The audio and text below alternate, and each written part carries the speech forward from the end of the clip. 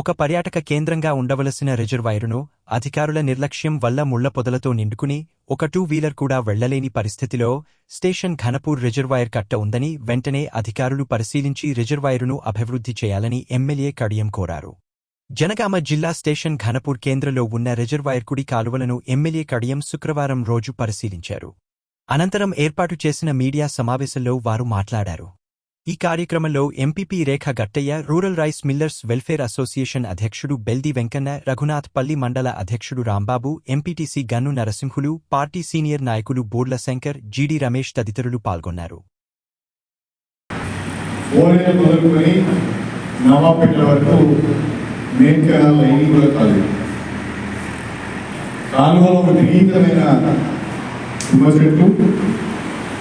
విపరీతంగా కుప్పలు కాలం మొత్తము ఎక్కడికక్కడ ఊరుకొని పోయి నీళ్ళు తిరిగి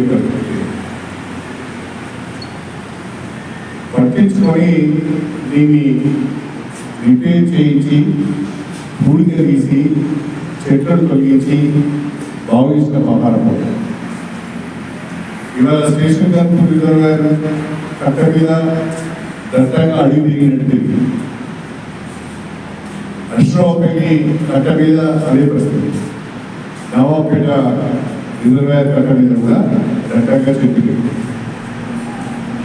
ఇవన్నీ కూడా పెరిగిన చెట్లను తొలగించి కట్టలను శుభ్రం చేసి